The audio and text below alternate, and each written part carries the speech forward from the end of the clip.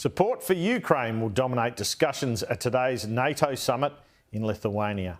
For the second year in a row, the Prime Minister has been invited to attend. Our senior political reporter, Trudy McIntosh, has more on the PM's trip from Berlin. Andrew, the NATO summit is a culmination of the Prime Minister's European trip. After a quick stop here in Germany, Anthony Albanese is on his way to Lithuania for this two-day NATO summit. Australia has stepped up its military assistance for Ukraine. Make no mistake about that. We saw this surprise announcement here alongside Chancellor Olaf Scholz that Australia is providing this sophisticated surveillance plane. It's called a Wedgetail, and it's going to be here at a German base from October. Up to 100 Australian Defence Force personnel will be on the ground. Their task is to patrol the skies above NATO countries near the Ukrainian border, keeping an eye on those key logistics hubs, but also monitoring potential Russian movements towards NATO territory. For Australia, this is a big increased effort in terms of our assistance. Up until now, we've been providing military hardware. We've spoken a lot about the Bushmaster vehicles and other ammunition that Australia has provided. We've also been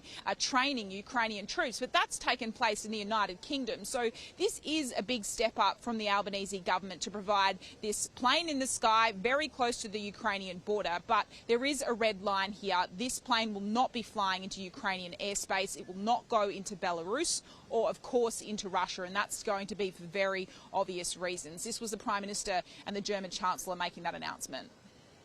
This contribution is very significant, both for what it will do, but also for what it symbolises. We are delighted about this massive support. It's a very important step and a good one. This is a very welcome and substantive announcement and makes a tangible contribution to the war effort. It is able to provide the support, the communication support and the like from a distance, which can still do what is needed to be done in terms of providing the military support to the effort in Ukraine, as well as the humanitarian support. On the sidelines of the summit in Lithuania, the Prime Minister is hoping to meet Ukraine's President Volodymyr Zelensky. This will be an opportunity and the spotlight will be put on Australia's military assistance.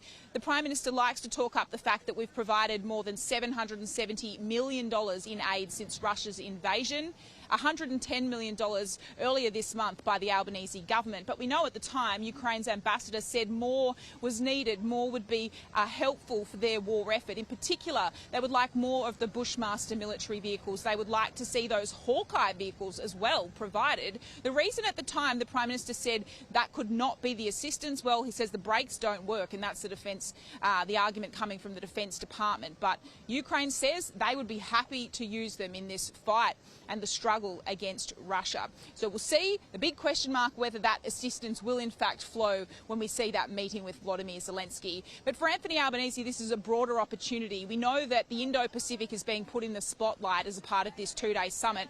There is going to be a meeting not only with the leaders of Japan, South Korea and New Zealand. Then those four leaders from the Indo-Pacific will sit in front of all of the NATO countries, and an opportunity to not only discuss the ongoing situation here in continental Europe, but the implications more broadly for our region. As for NATO more broadly, a very symbolic site has been chosen for this NATO summit. The capital, Vilnius, is just 32 kilometres away from the Belarusian border. We know that's where initially Wagner troops were potentially going to move after they were exiled in the wake of that coup, and there is to the west the Russian province of Kaliningrad. So this is a very symbolic site, the eastern flank of NATO. A discussion there about more assistance for Ukraine, a multi-year aid package, and the longer term, how to make Ukraine a member of this military alliance. It's pretty clear that will not happen until Russia's invasion is over, but this summit providing a pathway to further integrate